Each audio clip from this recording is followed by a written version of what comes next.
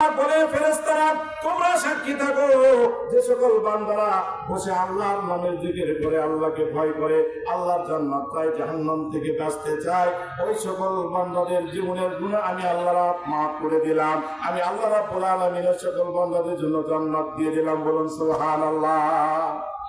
ও তোমার গহনা দিন ফুল রাইয়া যাবে যৌবনে লাগবে বাটি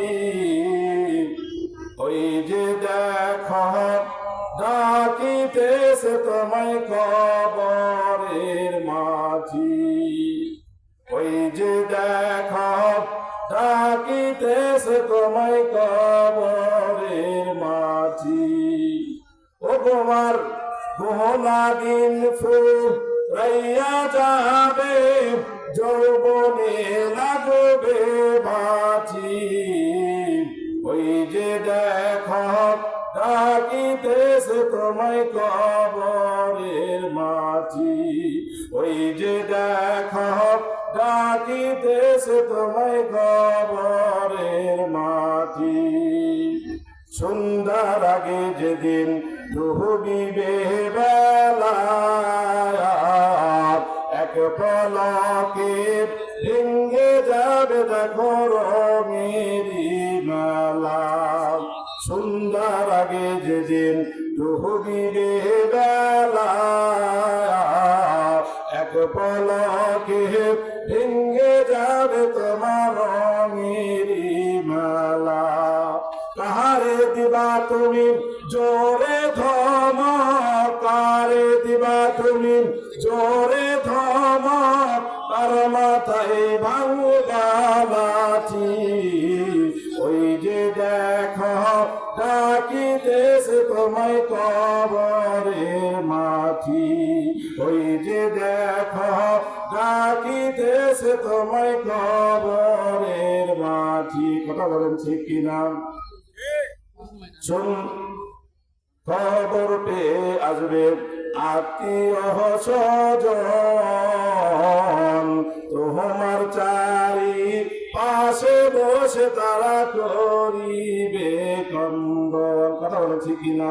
খবর পেয়ে আসবে আত্মীয় স্বজন তোমার চারি পাশে বসে তারা করিবে ক্রন্দন সাজাইবে মনের মতন তোমায় সাজাইবে মনের মতন কি সুন্দর পরিপাটি ওই যে দেখো ডাকিতেছে তোমায় কবরের মাটি ওই যে দেখো ডাকিতেছে তোমায় কবরের মাটি ভুইরা মর তুমি মায়ারি পিছে এত আশা ভালোবাসা সকলে মিশে ভুইরা মর তুমি মায়ারি পিছে এত আশা ভালোবাসা সকলে মিশে কোনদিন জাহানি আইসা পরে তোমার কোনদিন জাহানি আইসা পরে আজরাইলের হাতের চিঠি ওই যে দেখো ডাকিতেছে তোমায় কবরের মাটি ওই যে দেখো ডাকিতেছে তোমায় কবরের মাটি।